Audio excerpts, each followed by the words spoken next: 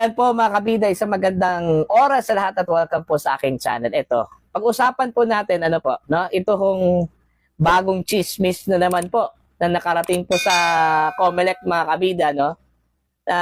Meron po daw vote buying na nangyari po doon sa Hong Kong, ano? Yung ginanap po na pasasalamat para kay PRRD, ano po, nung linggo mga kabida. Eh, problema kasi ng COMELEC, pinapatulan po nila, no?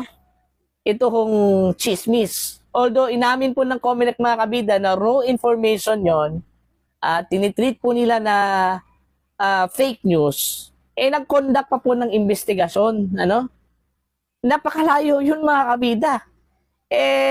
May malapit po tayo, di ba? May malapit po tayo. Nasa Pilipinas lang po. Dami yung vote buying, ano? Yung pamimigay lang po ng ayuda, nung tawag po natin doon. Hindi vote buying, ano?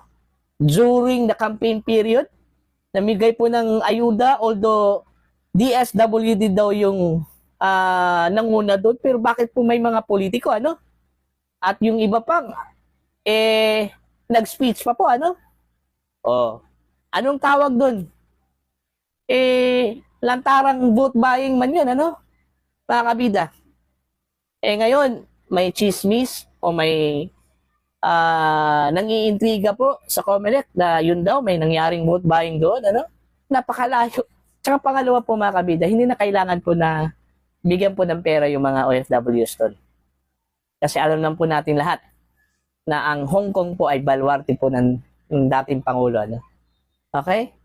Evident naman doon sa reaction po ng mga tao doon, di ba? Pakinggan muna natin itong si COMELEC Chairman Erwin George Garcia. May nakarating po sa ating balita, informasyon tungkol sa bagay na yan, na allegedly para iboto na straight yung mga pumunta daw sa Hong Kong. Pero alam nyo, yan po ikinakailangan i-verify mabuti sapagkat mahirap, baka tayo mga kuryente, baka yan fake news, napakahirap yung misinformation at saka disinformation sa kasalukuyan. Siyempre kapag ka namimigay ka ng ganung amount, sabi ang sinasabi 200 Hong Kong dollars, hindi naman pwede makaligtas yun sa kaalaman ng lahat, lalo na yung mga hindi pumunta halimbawa doon.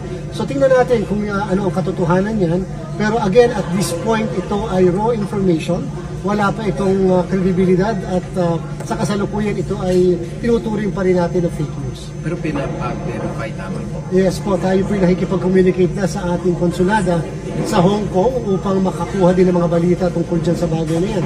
Kung meron sana na gustong lumantad at nagsabi na sila ay inoferan, binigyan, mas maganda po yan, mas mapapadali yung ating ginagawang pagsasaliksik tungkol sa bagay na yan. Ayan po, buti na lang tinitreat po nila na fake news, ano po, no? Pero yun nga kahit na fake news, nag-effort pa rin yung COMELEC na mag-imbestiga. Hindi ko maintindihan po mga kabida. Tinitreat po nila na fake news, pero nag-effort, no, na mag-imbestiga doon sa sinasabi po nilang vote buying sa Hong Kong po mga kabida, no? Ang komento ko lang dyan, bakit kailangan po mag-effort ang mga taga-COMELEC? Napakalayo nun, di ba? Meron pong mas malapit di ba? Kung i-open mo lang yung social media account mo, daming mag-pop up dyan, no, ng mga politiko na namimigay po ng ayuda para kung namimigay po ng Christmas bonus.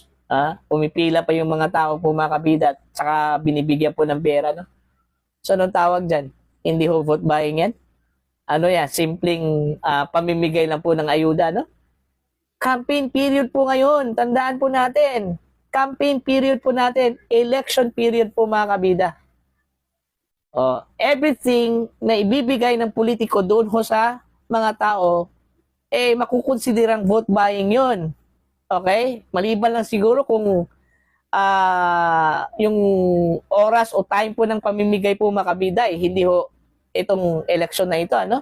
Ordinary days lang po Election period. Bakit ho walang effort itong COMELEC na mag-imbestiga? Bakit ho kailangan po nilang mag-imbestiga doon ho sa napakalayo? Okay? Na lugar.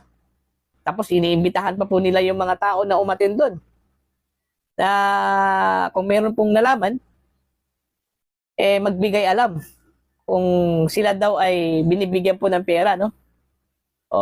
Gaya na sinabi ko po kanina, hindi na po kailangan mamigay po itong grupo ni Digong doon. Sus, Mario Joseph, mga kabida, no? Baluarte nila yun. Siguro maniniwala po ako kung si PBBM pumunta doon tsaka mamimigay po ng pera, no? Eh, alam naman po ni Pangulong Marcos na wala hong amor yung mga OFW sa kanya doon, ano? Diba? So, yun lang po mga kabida, no? Ang sa akin lang po, very frustrating kasi yung action po ng COMELEC, ano? Kumbaga, sinabi na po ni Chairman Garcia na kinukonsider po nilang fake news yun, pero nag-i-effort pa rin, ano? Nag-iimbestiga pa rin. Eh, fake news nga eh. Dinidignify nila yung fake news. Pag fake news, wag ho ninyong i-dignify yun. Kasi fake news nga. Eh, mula sa bibig mismo ni Chairman Garcia yon mga kabida, no? Yun po. Simpleng chismis po, ipinapatulan eh. Grabe talaga, no? Pag Duterte, parang mabilis pa sa alas 4 yung action. Pag Duterte yung sangkot, mga kabida. Pero kung mga politiko na kalyado po ng administrasyon wala, diba? Wala lang. May narinig ba tayo na inilabas po ni Chairman Garcia sa media na nag-iimbestiga po sila po ngayon doon sa mga politiko na namimigay po ng ayuda, no? Mga kabida? Wala. Diba? So, yun na po sana patas lang po, ano? At least, dapat ipakita po ni Chairman Garcia po mga kabida na patas po yung COMELEC. Ano? Wala hong kinikilingan. Okay? Serbisyong totoo lang po, ano? Baka magalit yung GMA dyan, ano? Mga kabida. So, yun lang po. Natatawa lang po ako kasi itong balita, no? Na parang sinabi na nga ng COMELEC na fake news, nag-e-effort pa rin, ano? Pinatulan pa rin yung fake news na yan. Parang dinidignify po nila na may, anong tawag po dyan? Maliit na katotohanan, ano? Okay? Parang ano ba? Probable cause. Diba? Kahit na hindi po absolute at saka hindi ho, kahit konting ano lang, konting silip lang po ng fiscal, ito parang kailangan po ito ng full-blown trial So may probable cause na, di ba? Parang ganun Di ba? So, yun lang po, no? Para po sa inyo mga kabida, ano po yung reaction po niyo dito?